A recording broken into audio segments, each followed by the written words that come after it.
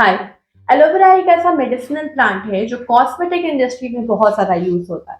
और अगर मैं एक लिस्ट बनाऊं मोस्ट हार्डी प्लांट्स की, तो मेरे हिसाब से नंबर 1 पोजीशन पे आता है एलोवेरा। अब मैं आपको बताने जा रही हूँ कि इस वीडियो में मैं आपको क्या क्या बताऊं।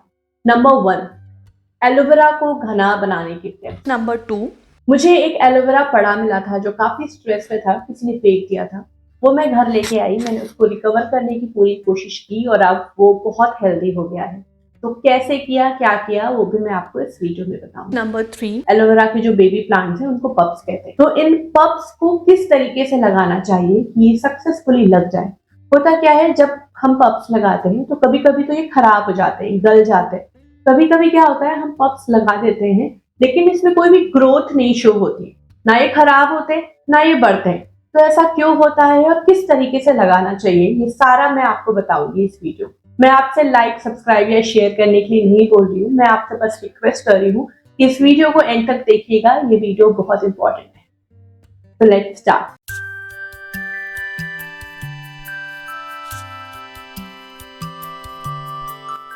हमारे माइंड में ये पूरी तरीके से क्लियर होना चाहिए कि एलोवेरा तभी घना होगा, तभी नई नई पत्तियां निकालेगा, तभी छोटे छोटे पप्स निकालेगा जब उसकी जड़ें मजबूत होंगी। तो एलोवेरा की जड़ों को मजबूत करने के लिए हमें 2 काम करने हैं। पहला, इसकी मिट्टी बहुत अच्छी रखनी है क्योंकि ये रेगिस्तान वाला प्लांट है। अगर आपने इसको ऐसी मिट्टी में लगा दिया जहां पर बहुत चिकनी मिट्टी है या बहुत पत्थर जैसी मिट्टी है, तो इसमें इसकी जड़ें खराब हो जाती है। दूसरी चीज, आपको पानी का ध्यान रखना होगा। अगर आप चाहते हो कि इसकी जड़ें हेल्दी रहें, मतलब फंगस ना लगे, कीड़े ना लगे और सड़े ना, तो आपको पानी बिल्कुल बैलेंस देना है।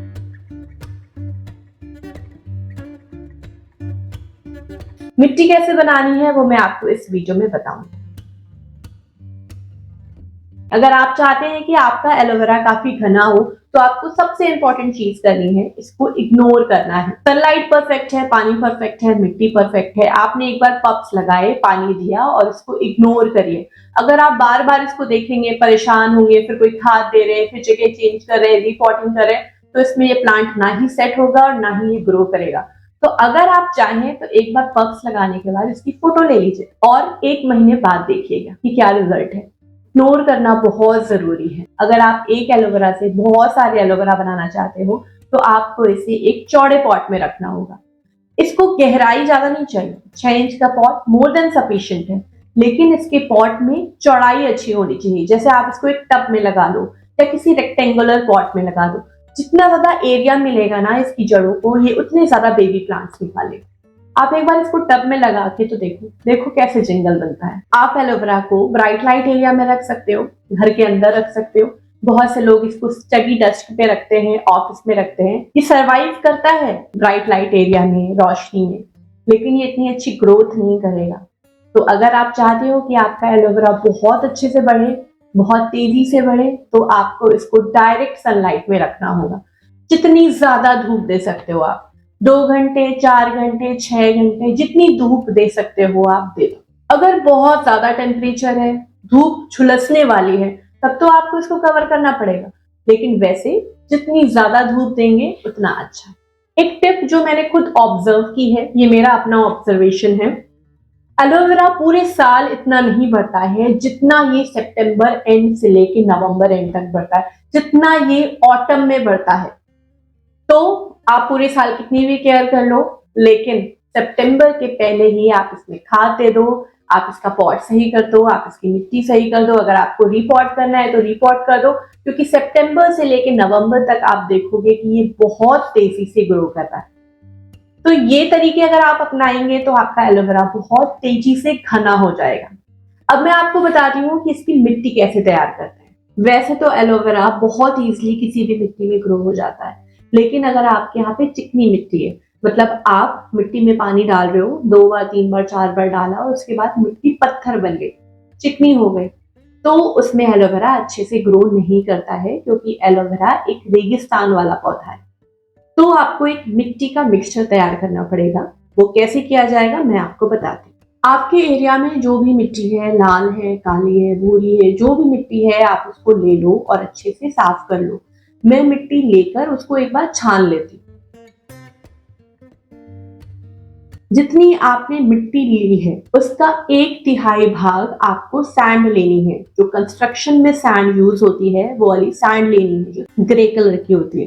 अब आपको चाहिए कोई भी कंपोस्ट। मैं यहाँ पर नीम कंपोस्ट ले रही हूँ, मेरे पास और कोई कंपोस्ट नहीं था। आप कोई भी कंपोस्ट ले सकते हो। जितनी सैंड ली थी ना उससे थोड़ा सा कम आप कंपोस्ट लोगे। वैसे तो एलोवेरा को ऐसा कोई खाद की जरूरत नहीं होती है, लेकिन हम एक बार जब इसको लगा देते हैं उसके बाद इसका पूरा पॉट भर जाता है, तो ना तो आप गुड़ाई कर पाओगे और ना ही इसमें आप अलग से ऊपर से खाद ऐड कर पाओगे। देखो लिक्विड फर्टिलाइजर तो आप ऐड कर सकते हो, लेकिन खाद ऐड करने में आपको दिक्कत होगी। अभी तक हमने 3 चीजें मिलाई हैं, मिट्टी, सैंड और कंपोस्ट। चौथी चीज आती है कोकोपीट। अगर आप एलोवेरा को ऐसी जगह पे रख रहे हो जहाँ पे 2 से 3 घंटे की धूप आती है, तो आपको कोकोपीट ऐड करने की कोई जरूरत नहीं है, क्योंकि एलोवेरा में ऑलरेडी सफिशिएंट वाटर होता है, उसको इतना कोई मॉइस्चर की जरूरत नहीं है। लेकिन अगर आप ऐसी जगह पे रख रहे हो जहां पर 3 घंटे से ज्यादा की धूप पड़ रही है, 4 घंटे की पड़ रही है, 5-6 घंटे की पड़ रही है, तो आपको कोकोपीट ऐड करनी होगी। जितनी मिट्टी ली है उसका 1/4 आपको कोकोपीट ऐड करना है। तो मैं करीब 1.5 कप ऐड कर रही हूँ कोकोपीट। अब चौथी चीज आती है नीम की खली। देखो नीम की खली इसलिए इंपॉर्टेंट है क्योंकि ये जड़ों में कोई भी कीड़े या फंगस नहीं लगने देती है, जड़ों को प्रोटेक्ट करती है। बहुत से लोग मुझसे बोलते हैं कि नीम की खली ऐड करने से फंगस लग रही है। ये जो फंगस दिखती है ना, ये हार्म नहीं करती है। ये क्या करती है, नीम की खली फंगस को बाहर फेंकती है। लेकिन अगर आपको लग रहा है कि नीम की खली से प्रॉब्लम है, तो आप गोल्ड डस्ट की नीम की खल ऐड कर सकते हो। इससे मुझे आज तक कोई भी प्रॉब्लम नहीं हुई है। तो आप अपने हिसाब से थोड़ी सी नीम की खली ऐड करोगे। आप जब ऐड करोगे ना तो इसमें एक हल्की सी स्मेल आएगी। अब इसको बहुत अच्छे से मिलाएंगे और ये अब परफेक्ट मिक्सचर है एलोवेरा के लिए।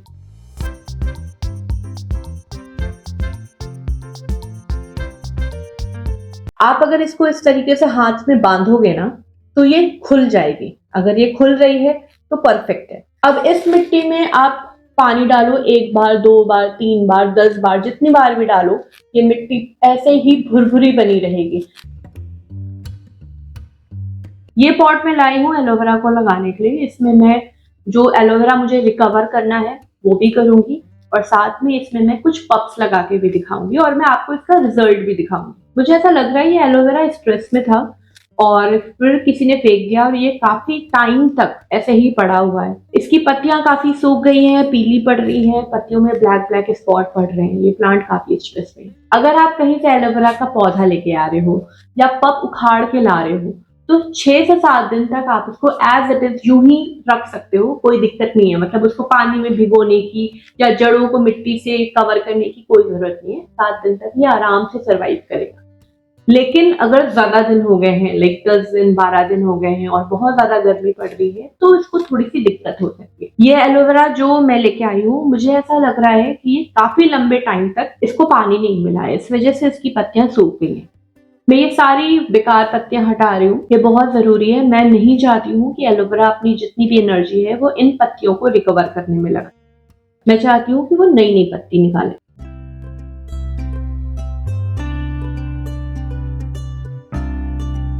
ये जो मेन स्टेम होती है ना, यहीं से नई नई पत्तियां निकलती हैं। तो मैं इसको स्पेशली साफ कर रही हूँ क्योंकि ये मोस्टली मिट्टी के आसपास होती है। अगर इसमें पानी लगा या मिट्टी टच होगी तो इसमें फंगस लग सकती है, ये सड़ सकता है एरिया। तो पत्तियों को साफ करना बहुत जरूरी है।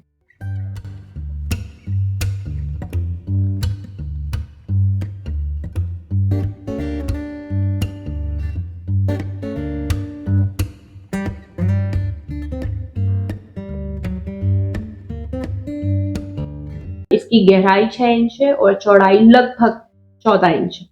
ये जो होल होता है ना, इसको आप किसी भी चीज से कवर कर सकते हो। मैं मोस्टली न्यूज़पेपर यूज करती हूँ, आपने मेरे कई वीडियोस में देखा होगा। एक्चुअली हमारा मोटिव क्या है कि जब हम इस पॉट में मिट्टी भरे तो इस होल से मिट्टी बाहर ना निकले, ठीक है। और दूसरी चीज, जितना भी एक्स्ट्रा पानी है, जब भी हम पानी डालें तो एक्स्ट्रा पानी इस होल से निकल जाए। इसके लिए मुझे न्यूज़पेपर बेस्ट लगता है। जो मिट्टी मैंने बनाई है वो मिट्टी मैं इस पॉट में भर रही हूँ।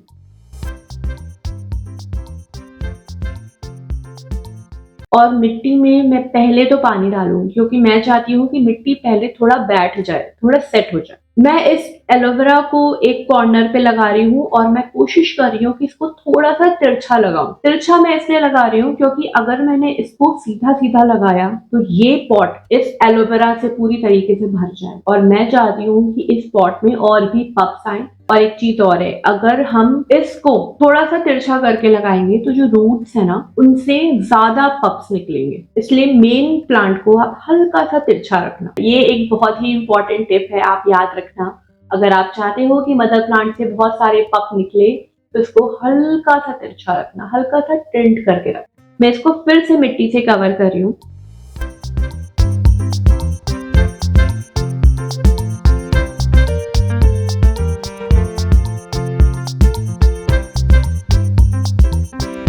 और अब मैं इसमें फिर से पानी डाल रही हूँ, और इस बार मैं इतने अच्छे से पानी डाल रही हूँ कि पानी नीचे से निकलने लगे।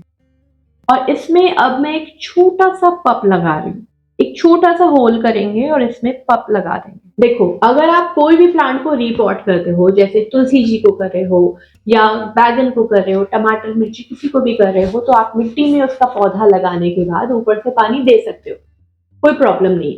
लेकिन अगर आप सक्लेंट्स को रिपोर्ट कर रहे हो, स्पेशली स्नेक प्लांट को या एलोवेरा को, तो आपको मिट्टी को पहले गीला करना पड़ेगा। सपोज आपने पप लगाया मिट्टी में और उसके बाद आपने पानी देना स्टार्ट किया, दो प्रॉब्लम्स आती है। पहली, एलोवेरा या स्नेक प्लांट की जो जड़ें हैं ना बहुत छोटी होती है, बहुत ही जरा सी होती है। आप जब पानी डालोगे ना तो वो इधर उधर गिरेंगे, स्टेबल नहीं हो पाती। ठीक है।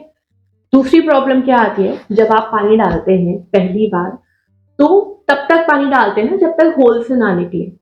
तो हम 1 मग डालेंगे, 2 मग डालेंगे, 3 मग डालेंगे, इतने में क्या होगा कि जो हमारा एलोवेरा है ना उसके लिए ओवर वाटरिंग हो जाएगी, इसको इतने पानी की जरूरत नहीं है।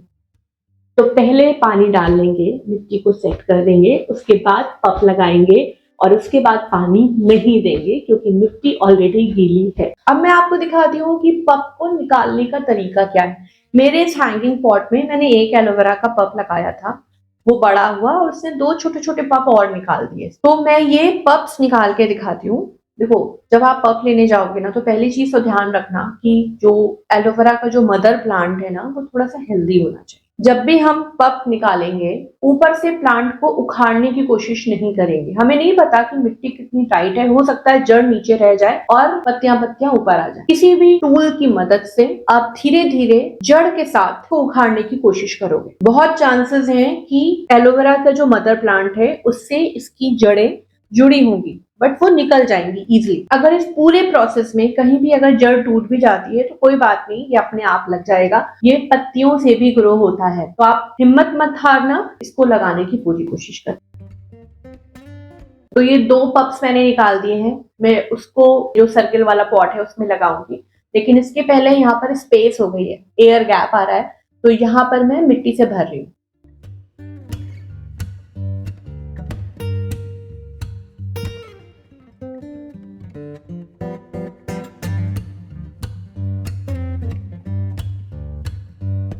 अब इन दोनों को लगाएंगे। सेम प्रोसीजर है, थोड़ा थोड़ा होल करेंगे और उसमें एलोवेरा को गाड़ेंगे। देखो, जो मदर प्लांट है उसको तो मैंने थोड़ा सा तिरछा किया, लेकिन इनको मैं सीधा ही लगा रही हूँ क्योंकि मुझे पता है कि उसी एक मदर प्लांट से बहुत सारे पप्स निकल आएंगे।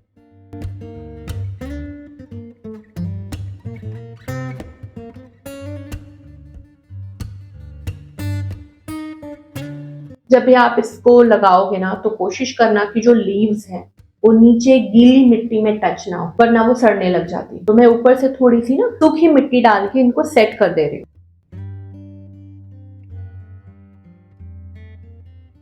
ये जो हमने शिफ्टिंग की है ये हमेशा शाम को करनी चाहिए, इवनिंग में करनी चाहिए।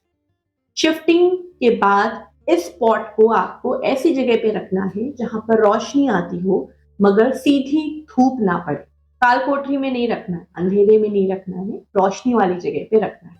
2 दिन तक आप रखना। 2 दिन के बाद इसको ऐसी जगह पे शिफ्ट कर देना जहां पर 2 से 3 घंटे की धूप आती।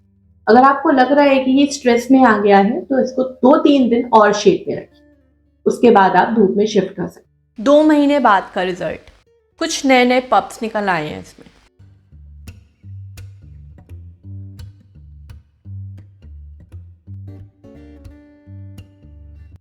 4 महीने बाद की कंडीशन। पहले तो ये बड़ा वाला प्लांट काफ़ी सही हो गया। आपको इस पूरे प्लांट में कहीं भी अगर रेड स्पॉट दिख रहा है तो रिसेंटली मैंने पेंट करवाया था, बहुत कोशिश की लेकिन फिर भी कहीं कहीं थोड़ा थोड़ा पेंट लग गया है, तो आप उसको इग्नोर करना।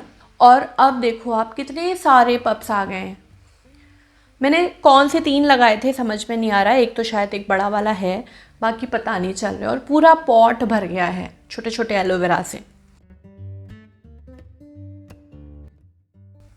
काफ़ी कंजेस्टेड हो गया है ये, और कितने प्यारे प्यारे पप्स निकल रहे हैं। ये यहाँ पर भी एक छोटा सा है। अब मैं क्या करूंगी, इसमें से कुछ पप्स निकाल के अपने दूसरे पॉट में लगा दूंगी।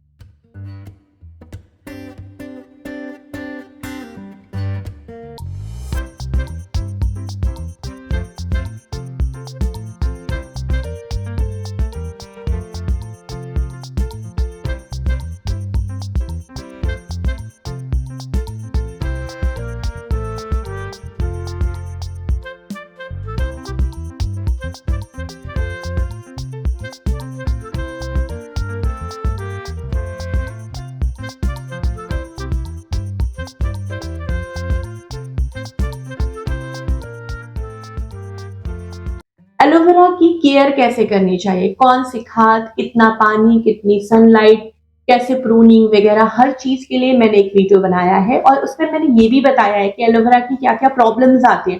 फंगस की प्रॉब्लम हो रही है, ओवर वाटरिंग हो गई है, गल रही है या पत्तियां सूखी सी है, इन सारी प्रॉब्लम्स का आंसर मैंने उस वीडियो में दिया है। वो वीडियो की लिंक मैं एंड में लगा दूंगी, आप देख लीजिएगा। आई होप ये वीडियो आपको अच्छा लगा है। अगर अच्छा लगा है तो आप इसको लाइक कर सकते हो। इसके अलावा कोई भी डाउट है, कोई भी क्वेश्चन पूछनी है, आप मुझसे पूछ सकते हैं। So this is all for today. Make your own garden, be safe and stay connected. Bye bye.